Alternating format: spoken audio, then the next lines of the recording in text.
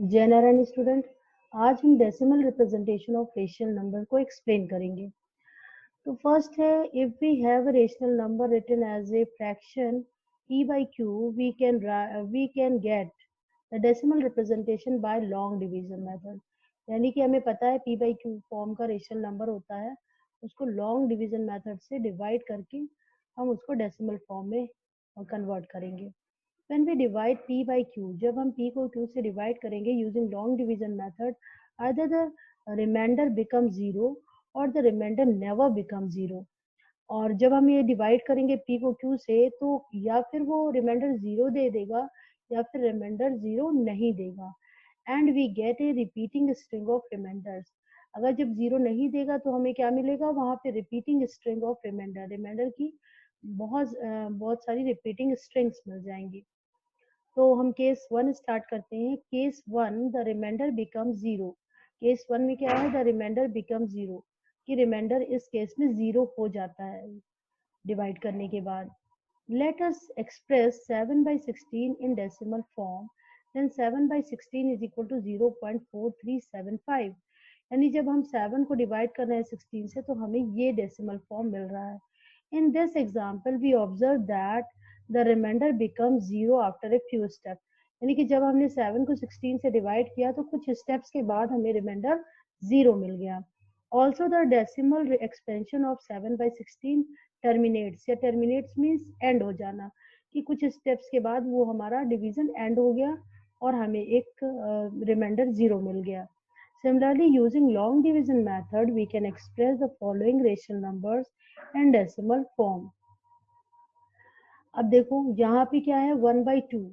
1/2 is a rational number. अब इसको जब हम 2 को 1 को 2 से डिवाइड करते हैं तो हमें 0.5 मिल रहा है। यानी कि कुछ स्टेप्स के बाद यहाँ डिवीजन रिमाइंडर जीरो हो गया और हमें ये आंसर मिल गया। इसी तरह 7/5 है, 1.5 इसका आंसर है। -8/25 का आंसर है -0.32। In the above example, the decimal expansion terminates or ends after a finite number of steps। इन सारे ही रेशनल नंबर्स में कुछ स्टेप्स के बाद हमारा रिमाइंडर जीरो मिल जाएगा और हमारा डिवीजन कंप्लीट हो जाएगा। इस टाइप के रेशनल नंबर्स को हम कहते हैं टर्मिनेटिंग डेसिमल।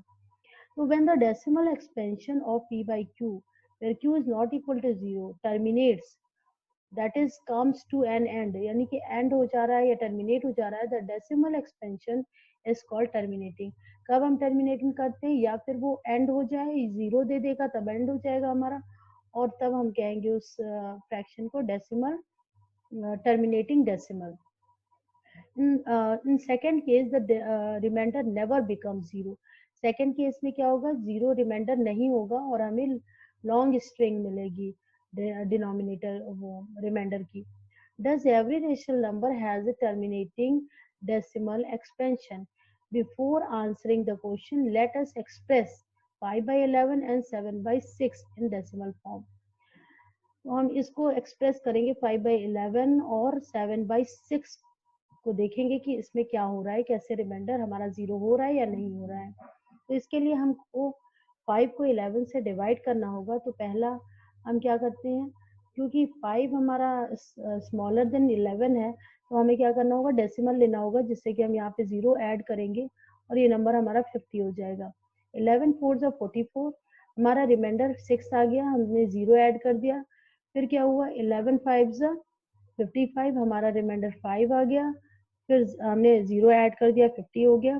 11 4 जा 44, फिर हमारा 60 आ गया, फिर 11 5 जा 55। यानी रिमाइंडर हमारा एक बार यहाँ 60 आ रहा है, फिर 50 आ रहा है, फिर 60 आ रहा है, फिर 50। ये प्रोसेस बार बार रिपीट हो रही है। तो इस केस में ये हमारा रिपीटिंग डेसिमल फॉर्म हो गया, यानी कि बार बार डिजिट्स रिपीट हो रही हैं। 45 बार बार रिपीट हो रहा है। और सेकंड क्या है, 7 को डिवाइड करना है 6 से। तो यहाँ पे भी 7 1 जा 7, 6 1 जा 6 कर लिया हमने, रिमाइंडर 1 आ गया। अब 1 इज लेस देन 6 है, तो हमने डेसिमल पॉइंट लगाया और यहाँ पे जीरो ऐड कर लिया। 6 1 जा 6 हो जाएगा, 4 रिमाइंडर आएगा, फिर 6 6 जा 36 हो गया, रिमाइंडर 4 आ गया। फिर हमारा 36 हो गया और रिमाइंडर फिर 4 आ गया।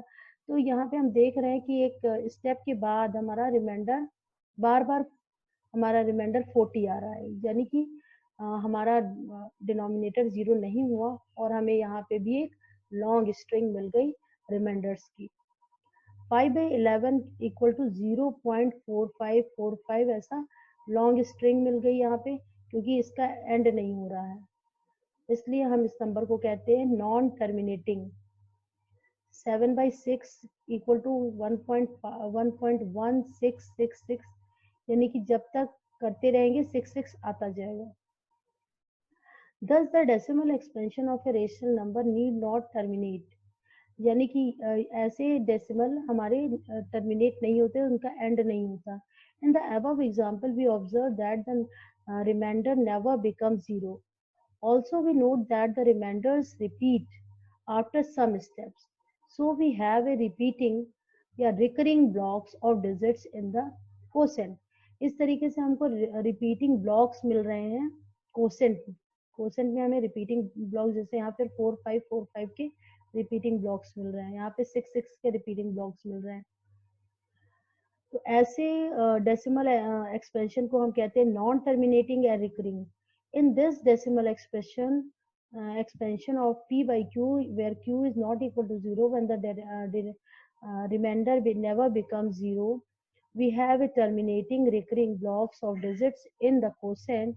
In this case the decimal expansion is called non-terminating and recurring, यानी कि इसका कोई एंड नहीं हो रहा है, इनफाइनाइटली मैनी स्टेप्स में ये बढ़ता चला जा रहा है। To simplify the notation, we place a bar over the first block of the repeating part and omit the remaining blocks.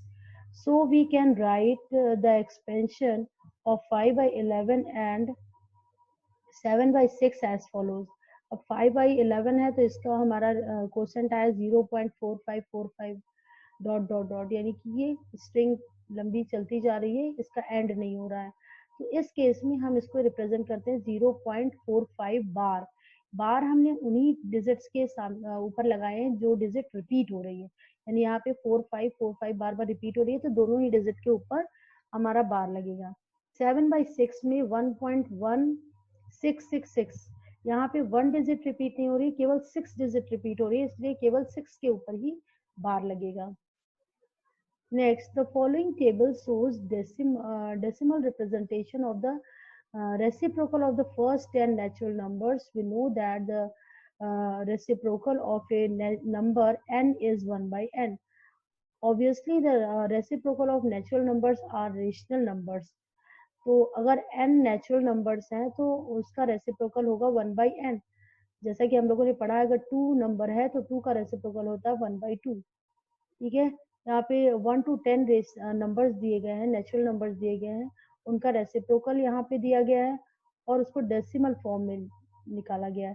यानी नंबर 1 है तो 1 का रेसिप्रोकल होता है 1/1, तो उसका आंसर आएगा 1।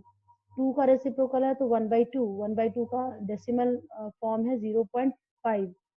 तो ऐसे जिसमें बार नहीं लगा है वो टर्मिनेटिंग है हमारे। और 3 का है 1/3, 1/3 को जब हम डिवाइड करेंगे तो हमारी 3 डिजिट जो है वो रिपीट होती रहेगी, और इसके ऊपर हम इसलिए बार लगा देंगे और ये non repeating, non terminating and recurring हो जाएगी।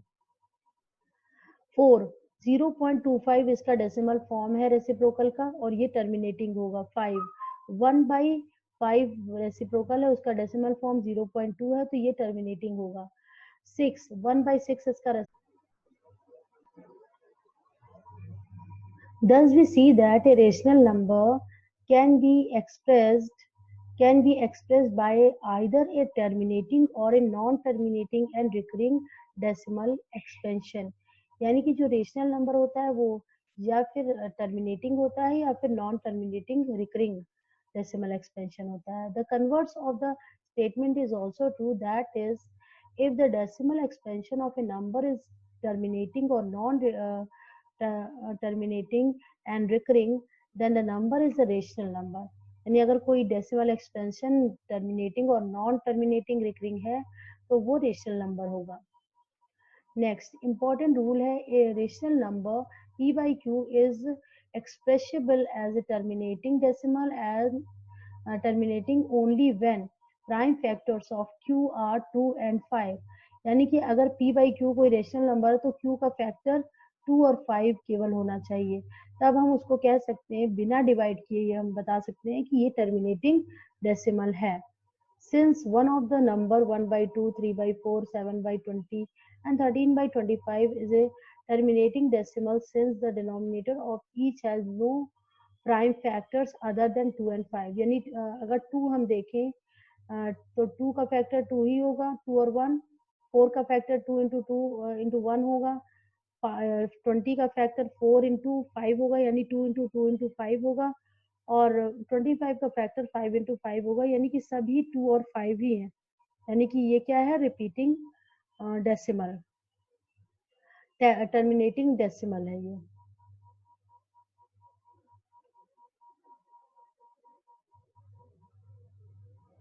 Express 0.3 bar in the form of P by Q, where P and Q are integers and Q is not equal to 0. यहाँ पे हमारा एक नॉन टर्मिनेटिंग डेसिमल एक्सपेंशन है 0.3 बार. तो इसको हम कैसे P by Q के फॉर्म में रिप्रेजेंट करेंगे, ये आज एक्सप्लेन करेंगे यहाँ पे. तो let x is equal to 0.3 bar, then x is equal to क्या हो जाएगा इसको, क्योंकि यहाँ पे हमें 3 बार का मतलब ये होता है कि डिजिट 3 बार बार रिपीट हो रही है, तो इसको एक्सपेंडेड फॉर्म में लिख लेंगे 0.33 डैश डैश, यानी कि ये रिपीट हो रही है. Since the repeating blocks has only one digit, अगर रिपीटिंग ब्लॉक जो है वो 1 डिजिट है, वी मल्टीप्लाई x बाय 10. जब 1 डिजिट होगा तो 10 से मल्टीप्लाई करेंगे, तो हमने लेफ्ट और राइट साइड दोनों साइड पे 10 से मल्टीप्लाई कर दिया. जब हमने लेफ्ट साइड 10 से मल्टीप्लाई किया तो वहां पे x की जगह 10x आ गया, और राइट साइड किया तो हमारा डेसिमल पॉइंट जो है वो 1 डिजिट राइट साइड रिप्लेस हो गया, तो यहाँ पे 3.333 आ गया.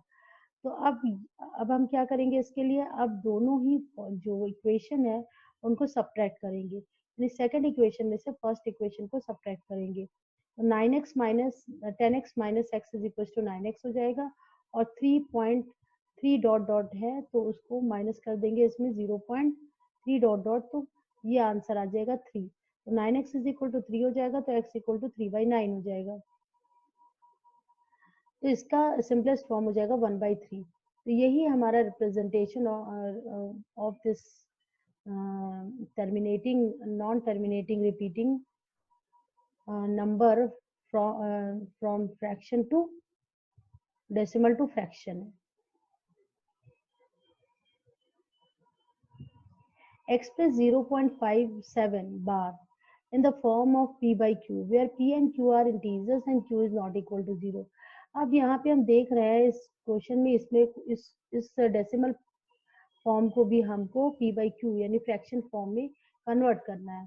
तो इसके लिए हमें हमने यहाँ पे देखा है कि 557 जो है 57 जो है उसमें बार लगा हुआ है, यानी कि 5757 डिजिट बार बार रिपीट हो रही है, यानी यहाँ पे 2 डिजिट्स रिपीट हो रही हैं. तो x इज इक्वल टू इसको एक्सपेंड कर दिया 0.5757 dot dot dot. Since the repeating blocks 57 has 2 digits, अगर 1 डिजिट होता है तो 10 से मल्टीप्लाई करते हैं, यहाँ पे 2 डिजिट है तो हम इसको 100 से मल्टीप्लाई करेंगे. तो लेफ्ट और राइट दोनों ही साइड 100 से मल्टीप्लाई करेंगे, तो 100x is equal to this हो जाएगा 57.5757 आ जाएगा. तो इन दोनों ही इक्वेशन को सब्ट्रैक्ट करेंगे, सेकंड इक्वेशन से फर्स्ट इक्वेशन को सब्ट्रैक्ट करेंगे तो 100x माइनस x 99x हो जाएगा, और 57 माइनस 0 57 हो जाएगा. तो x is equal to 57 by 99 आ जाएगा. इसका सिंपलेस्ट फॉर्म है 19/33. ये है फ्रैक्शन फॉर्म, किसका, डेसिमल फॉर्म का फ्रैक्शन फॉर्म हमें ये मिल गया.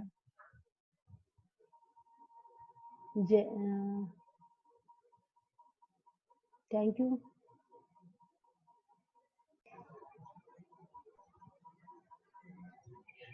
Example 6, express 0.3 bar in the form P by Q, where P and Q are integers and Q is not equal to 0.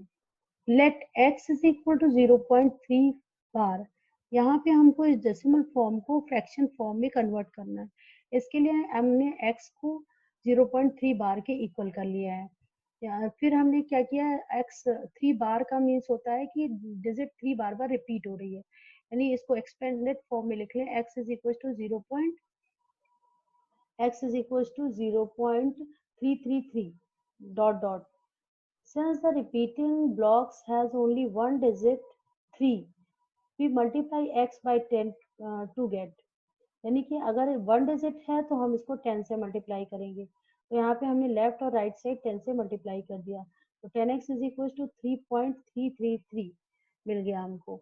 Subtract 1 from the second we get, दो equation मिल गई, 1 को second से subtract कर दिया तो आ गया हमारा 10x minus x 9x equal to 3, x is equal to 3/9 और इसका सिंपलेस्ट फॉर्म होता है 1/3। 0.3 बार इज इक्वल टू 1/3, ये इसका फ्रैक्शन फॉर्म है, इस डेसिमल फॉर्म का ये फ्रैक्शन फॉर्म है।